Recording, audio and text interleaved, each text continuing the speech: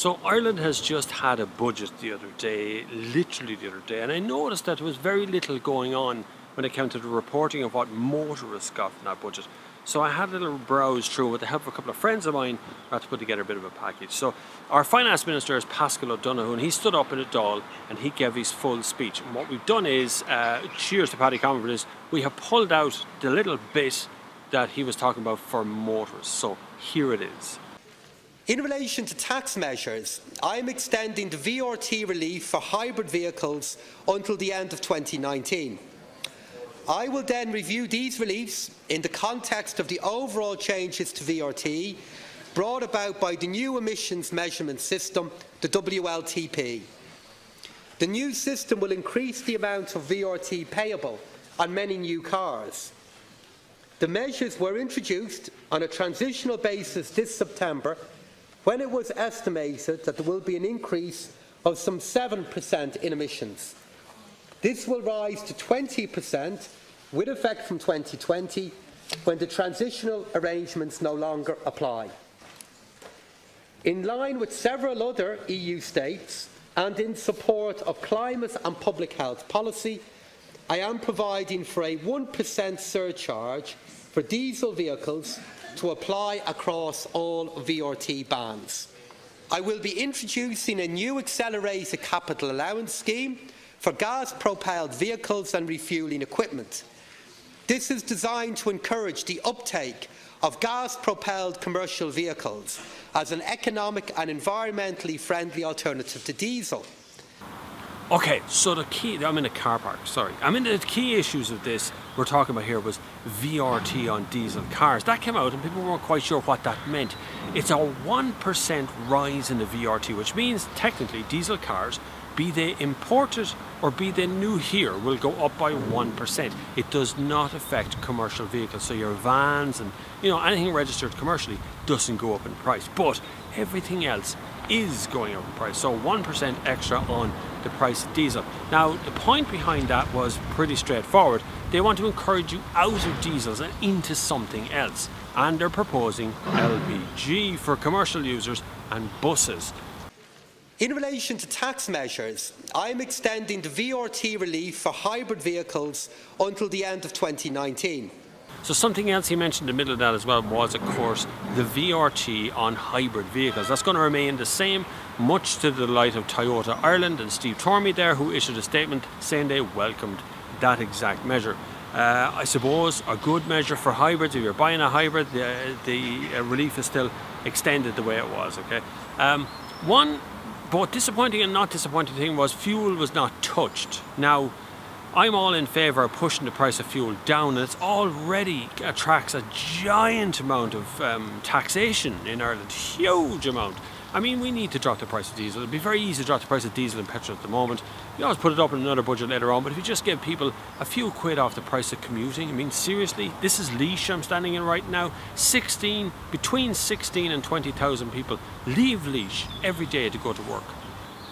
Okay, an interesting thing here is, of course, benefit in kind, very important.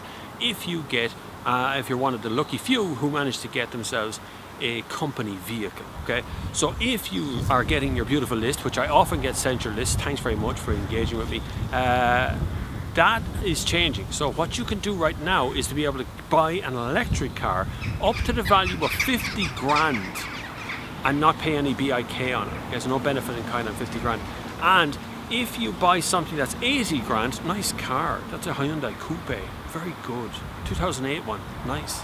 Anyway, if you buy an electric car, say that's 80 grand, like a Tesla or an e-tron or something that's coming on the road, you only pay BIK on the bit after 50 grand, so the 30 grand excess on top of that. So that is a bit of a benefit. If you're getting a company vehicle at the moment, you may have to go electric. Now that is being extended for 3 years, so for the next 3 years only, which means in 3 years' time you'll probably find a good few electric cars for sale on the market, right?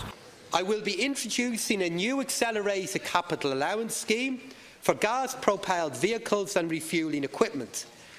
This is designed to encourage the uptake of gas-propelled commercial vehicles as an economic and environmentally friendly alternative to diesel. Okay, so the last point then was the big one for us as well as LPG. What in the name of God was he talking about with LPG? We've been through this in the 80s and 90s. Cars and vans and things were converted to run on LPG. You could buy it in the petrol stations. Now what he's trying to do is an accelerated capital allowance scheme for gas propelled vehicles, and refueling equipment is to be introduced, which means it's capital gains. So accelerated capital gains means that they can offset the price of buying an LPG unit, buying LPG gas, buying the refueling equipment against the tax of the capital tax of the entire business for that year. So it's very easy. Just get in touch with your accountant. They'll sort it out for you in a flash, what that means to you as a business. So if you want an LPG pump in your business, you can do it that way. But also, if you're going to run LPG in your car, you can do it that way as well. So there's an incentive to get an LPG car now as well. Right now, the government has shifted so that no future buses that they buy will be diesel. They'll all be LPG or a renewable. So maybe electric buses might come at some point, but right now it's going to be LPG. Bad fuel economy from LPG, lads. LPG is not great fuel economy. You should really consult with people before you decide and make these decisions. They're great in the short term, but fuel economy is pretty dire in LPGs. That's not going to work out too well for them in the future. So what I want to know is, let's see what our takeaways are here. So let's get a takeaway going below this one, okay? So no change in fuel taxation, much to our displeasure. It should have went down at some point or another. 1% charge on diesel units, probably about 200, 300 quid per car in the future, which may affect actually sell. That includes imports, don't forget. Not commercial vehicles, but imports in general. What do you think of that? Is that going to affect you? Is that going to change your buying habits in 2019? And come January, you're going to buy less diesel cars? You're going to buy a petrol car, a hybrid car, electric car? I need a comment down below for that one. VRT hybrid relief, that's being extended. Does that affect you? Are you happy with that?